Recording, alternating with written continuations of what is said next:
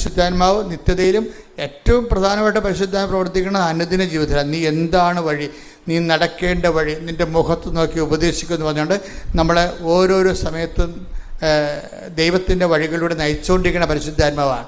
നമുക്കൊരു കോൺഷ്യസ് ഉണ്ടായാൽ മാത്രം മതി പരിശുദ്ധാത്മാവിനെക്കുറിച്ച്. പിന്നെ നഷ്ടപ്പെട്ടു പോകാതിരിക്കാൻ വേണ്ടി ഒരു പ്രിക്കോഷൻസ് ഉണ്ടാകണം, കോൺഷ്യസ് ഉണ്ടാകണം, ബോധം, പ്രിക്കോഷൻസ് ഉണ്ടാകണം. എന്താണ്? ഒരു മുന്നൊരുക്കം ഉണ്ടാകണം, നമുക്കതിനെക്കുറിച്ച് ജാഗ്രത ഉണ്ടാകണം. അത്ര ഉണ്ടെങ്കിൽ പരിശുദ്ധാത്മാവിൻ്റെ ജീവിതം ഈസിയായിട്ട് നമുക്ക് ജീവിക്കാൻ പറ്റും. അപ്പം നീ നടക്കേണ്ട വഴി. ഇപ്പം ഇങ്ങനെ വരുമ്പോൾ ഈ ഡെയിലി പ്രാർത്ഥനാ ജീവിതത്തിനകത്ത് മങ്ങലേൽപ്പിച്ചു കഴിഞ്ഞാൽ പരിശുദ്ധാത്മാവ് വർക്ക് ചെയ്യാൻ കുറവ്. ഇപ്പം നമ്മൾ പരിശുദ്ധാത്മാവ് എങ്ങനെയാണ് വർക്ക് ചെയ്യണമെന്ന് വെച്ച് കഴിഞ്ഞാൽ, വിശ്വാസ പെട്രോൾ പോലെയും ചില വണ്ടികൾക്ക് നമ്മൾ ഒരു വർഷം കൂടുമ്പോൾ വണ്ടിയുടെ ഓയിൽ ഒഴിക്കത്തില്ലേ, അതാണ്. അതുപോലെ തന്നെ പരിശുദ്ധാത്മാവിൻ്റെ പ്രവർത്തനം എന്ന് പറയണത്. ഓയിൽ ഒഴിക്കുമ്പോഴാണ് എൻജിൻ സ്മൂത്തായിട്ട് റൺ ചെയ്യത്തുള്ളത്.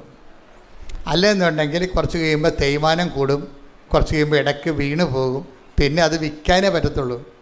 എൻ്റെ പാർട്സ് ചിലപ്പോൾ പറയും, നമ്മൾ പാർട്സിന് വേണ്ടി ചെല്ലുമ്പോൾ പറയും, അയ്യോ ഇത് ഇപ്പം കമ്പനി ഈ പാർട്സ് ഇറക്കണില്ലെന്ന് പറയും.